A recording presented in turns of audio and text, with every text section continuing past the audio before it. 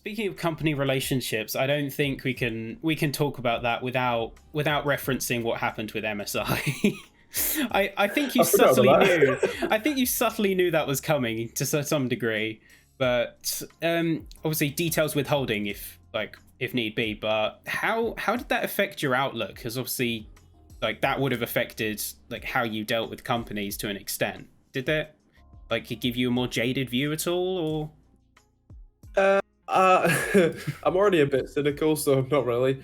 Um, my, I think the thing is, so I've had quite a few of those sorts of interactions and experiences before. It's not uncommon. Um, the difference is normally the degree to which they go. So I've had companies who have asked me to politely ask me, "Oh, could you change the title to something else?"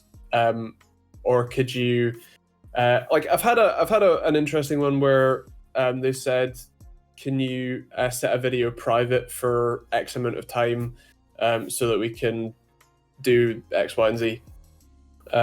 Or occasionally they'll say, you know, "Can you take it down?"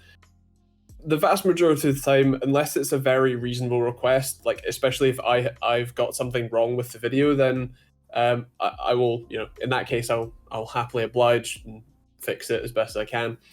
But from a please take the video down, if all it is valid criticism and they're saying take it down because we don't like the criticism, then that's generally a no, and then I don't work with them again. Oh, I forgot. I've actually had an experience with one company that I shall not name, but that it's my understanding is that it's run by a sort of one main guy, and he is I guess he's got his own view on the world, and if yours doesn't line up with his, he's not very happy. And he ended up getting other reviewers to like lie in my comment section.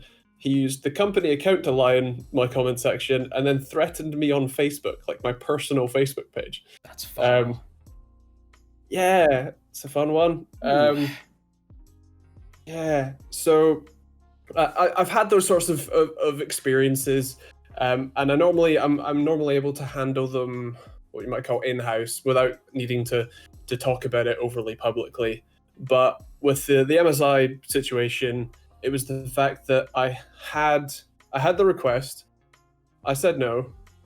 I had another request, I said no, and then they went behind my back to AMD's UK sales team and tried to get them to have me take it down. Yeah. And that's what pushed me over the edge. That's not okay. Yeah, that's like, don't go telling on me. Like, get a grip. Yeah, that sort of definitely crosses a line. Like I know that another tech channel, Hardware Unboxed, they make a big point of this, is that if there is like negative coverage in a review, they usually contact the company to validate their findings. And yeah, if it's negative, yeah, they'll disagree. But for the most part, I'd like to think that companies sort of accept it and say and try not to fight it, unlike what MSI did in that instance. But yeah, the process is for most companies is fine. The process is, if I find something that I think is broken or you know, not working right, then yeah, I'll happily go contact the company before the review goes live and say, "Hey, I found this thing. Is this right?" And then normally they'll go away, they'll come back and say, "Yep, that's right," and I go, "Cool, thanks." I don't normally air any criticism of the product before launch. It's normally like my opinions normally stay to myself until they go live. But yeah, most companies, honestly, most companies' PR reps know what is good and what's bad about the product, and as long as I'm not being rude about it, they normally go, "Yeah, fair enough." yeah, so most of it is just yeah, okay.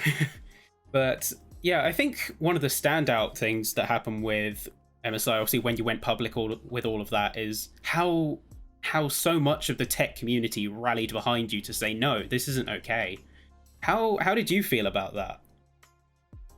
I was really surprised. I, you know, it was basically a series of tweets, and within what, 2 days, 3 days, I had dedicated videos on what Gamers Nexus, Hardware Unboxed, and a long story on Wanshow.